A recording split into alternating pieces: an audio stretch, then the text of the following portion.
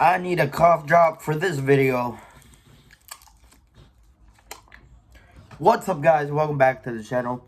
If you're new here, my name is Philo. Please subscribe to the channel if you're new. Turn on post notifications bell because you don't want to miss any of my videos. Man, let's talk about Clash in Paris.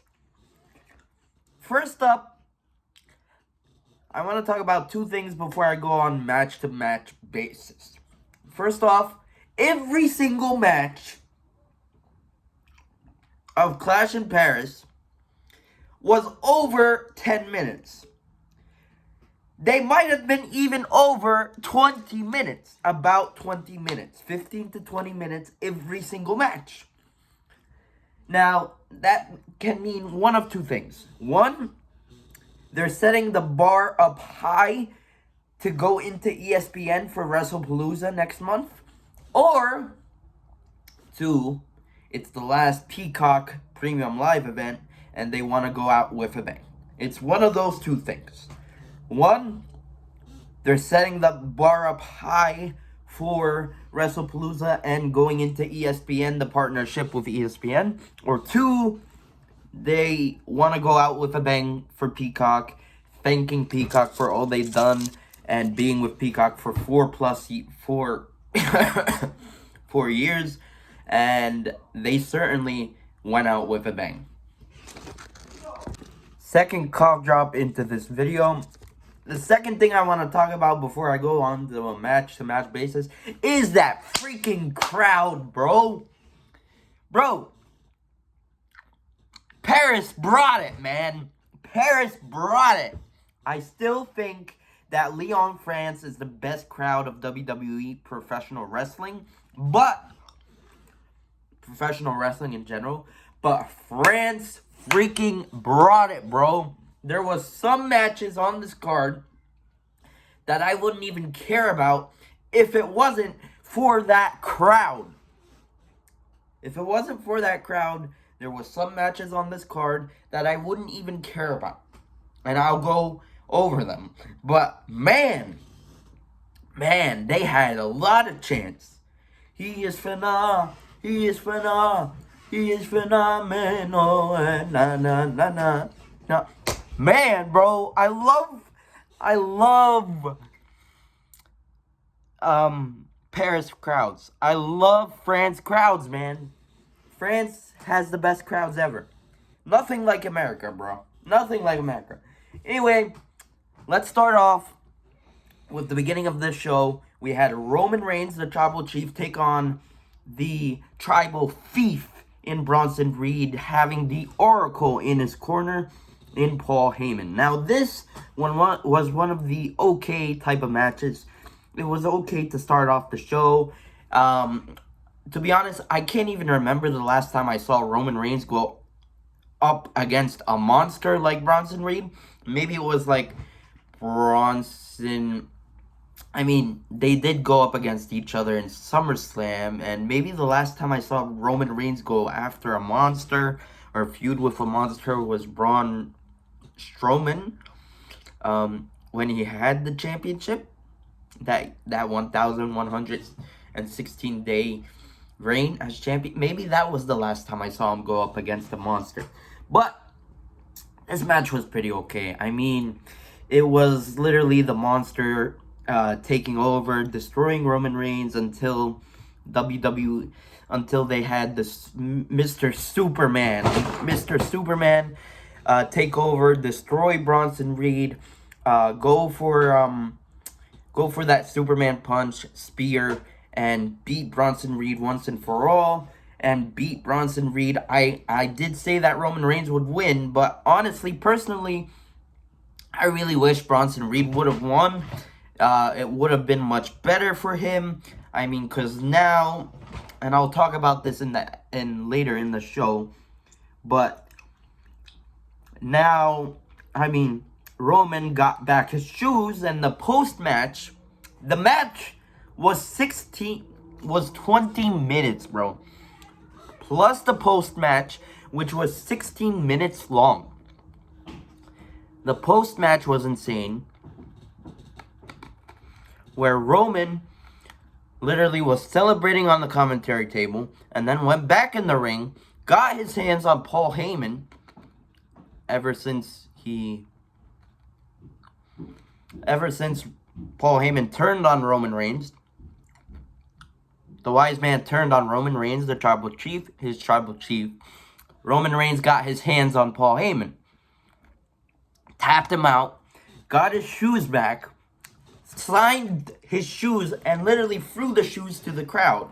I thought that was a pretty cool moment until we saw Braun Breaker literally spear Roman Reigns into half.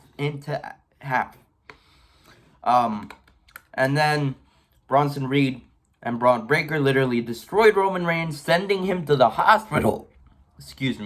Sending him to the hospital. And then 10 minutes after Roman Reigns was getting destroyed by Bronson Reed and Braun Breaker, then Jey Uso comes out and tries to help Roman Reigns. Like, where have you been, bruh? I know you have a main event, important match, but where have you been? Your cousin is going to the hospital. But, yeah, I did pretty much like that post-match. I mean, the feud between these two have been really good.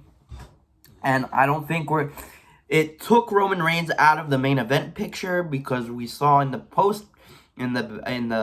countdown show that Roman Reigns was supposed to be with Jey Uso in that main event. And if Roman Reigns was in that main event, then maybe we would have seen Jey Uso become our new World Heavyweight Champion.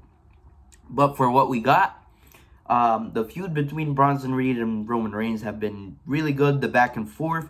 Like I said in my predictions video, the segment between them two on Monday Night Raw got me hyped up for the match. And for what we got, it was okay. And it was made good by the crowd, because the crowd was loud. The crowd was loud from the beginning of the show to the end of the show, and they never got quiet at all. I'm so serious. They never got quiet at all. And then we saw backstage Adam Pearce literally yell at them, telling them that they are barred from ringside, they are banned from the building, and if they return, then they are gonna get suspended indefinitely without pay. And we never saw them again. Paul Heyman went to the hospital, as well as Roman Reigns. And Bronson Reed and Braun Breaker were suspended. And if they returned, they wouldn't get any pay. Wyatt Six defended their tag team championships against the Profits. And also, this match was the shortest match of the night, but it was also 13 minutes. This match was pretty good. I mean, it was okay, and Borderlands Profits came out with the sponsorship, and you would think the sponsorship people would win, but they lost. The end of the match was pretty good, but the beginning was okay. I mean, Nikki Cross got involved, and then Uncle Howdy got involved, taking out being distractions, and then setting up for Joe Gacy and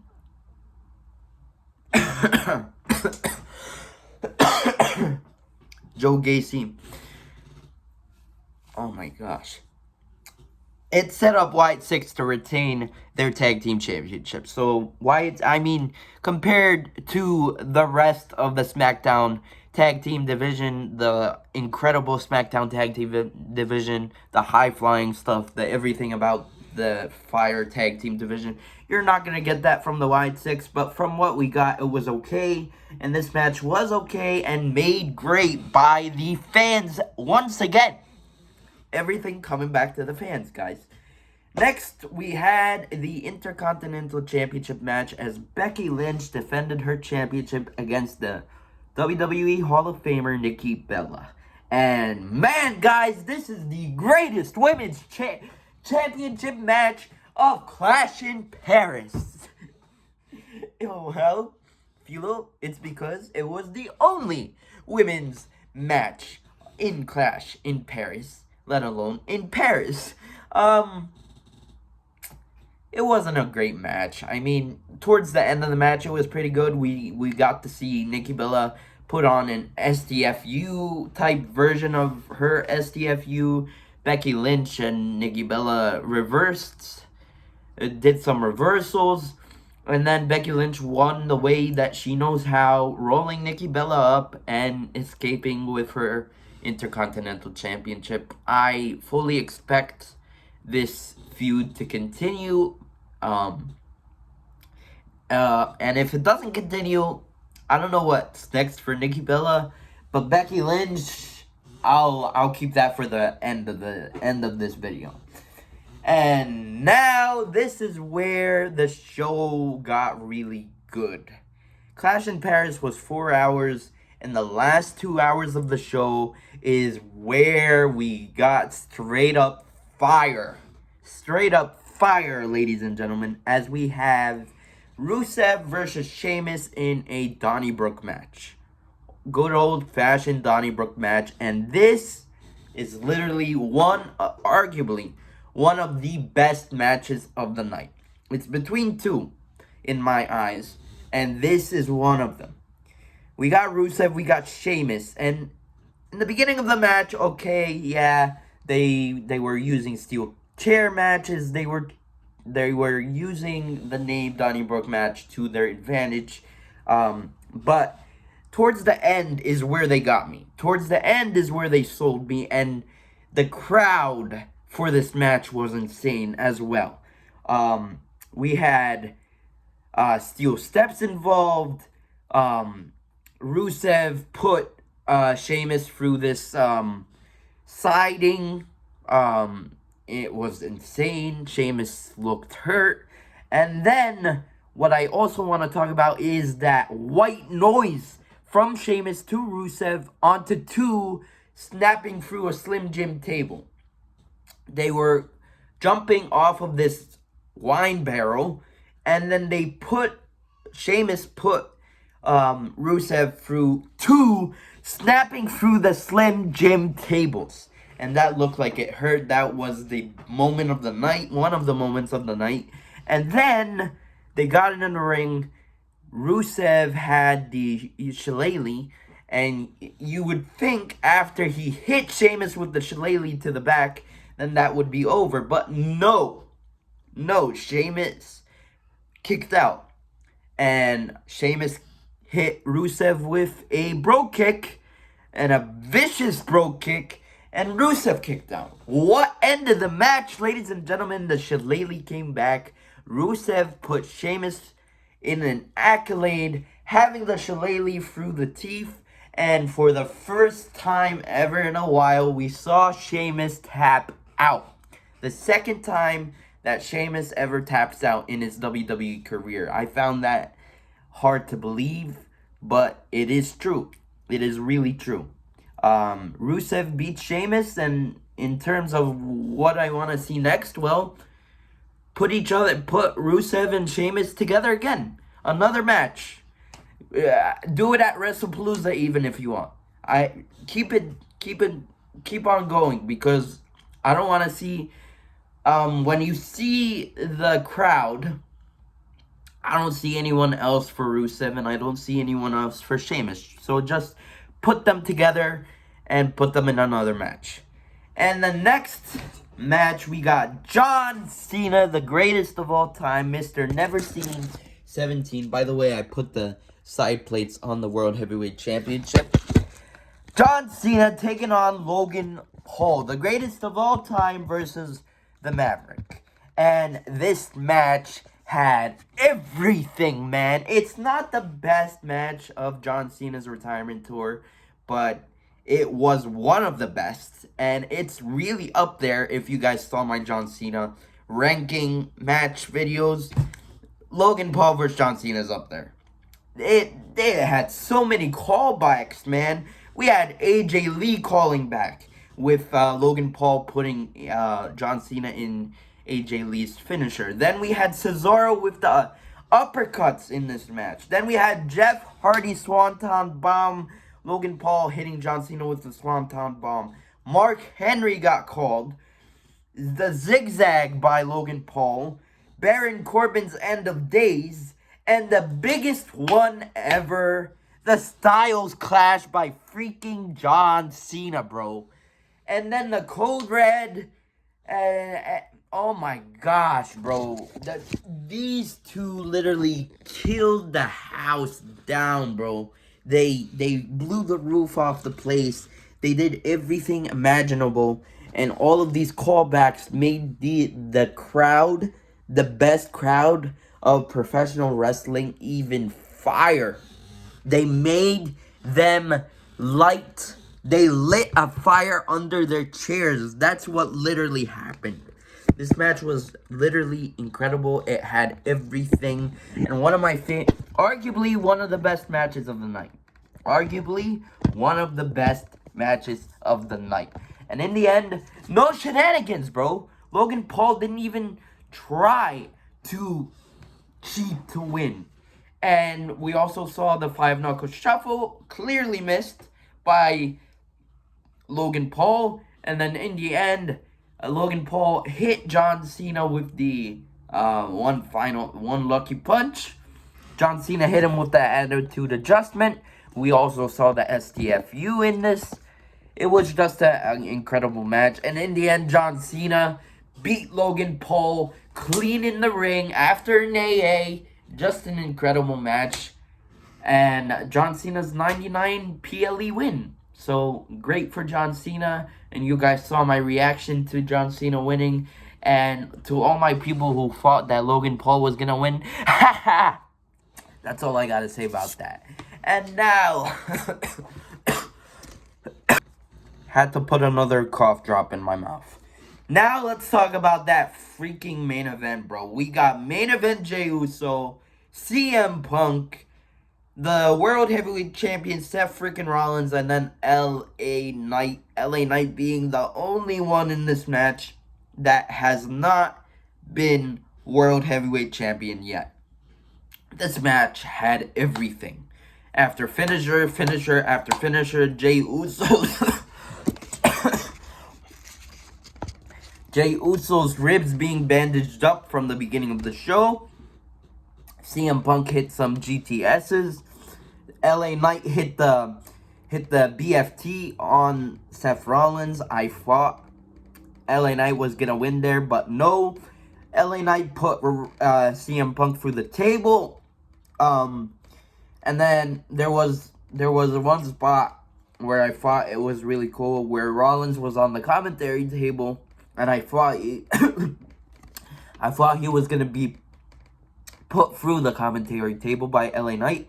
LA Knight went on the top rope and then flew out to the bottom, almost like Logan Paul would do, but clearly not Logan Paul. Clearly not Logan Paul. But LA Knight tried to put Rollins through that table, and Rollins moved out of the way, putting LA Knight through that table, and it was the end of LA Knight after that bump. Towards the end of them, I love the ending so much. Rollins grabbed a chair. He was gonna put CM Punk, he was gonna hit CM Punk with the stomp on the chair.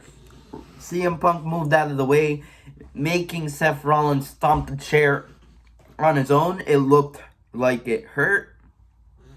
Punk hit Rollins with 2 GTSs. Or no, 1 GTS. He went down for the second one, and then we got a low blow from none other than Becky Lynch, Seth Rollins' wife. And we all said that Seth Rollins doesn't have anyone, and Rollins said that he doesn't need anyone. He can win on his own, and if he can't win on his own, and if he can't retain on his own, then he doesn't deserve to be champion. Well, we all speculated who's going to be a part of the Vision. We all speculated who's going to help Seth Rollins. We all speculated how Seth Rollins is gonna retain, because I think 9 times out of 10 we all thought that Seth Rollins was gonna retain. And who was it? None other than Seth Rollins' own wife. What's that saying? The man's man? There's always plan B. Well, Seth Rollins has plan B, C, D, F. In terms of where I think things are going to go, well, I don't know. I guess we'll see. And in terms of John Cena, Brock Lesnar is next. But I would have liked to see Brock Lesnar in this. But I really like that we didn't get any shenanigans. Anyway, guys, that's my review of the show. Let me know down in the comment section below what you guys thought. And I'll see you guys in my next video. But until then, peace. Love you guys.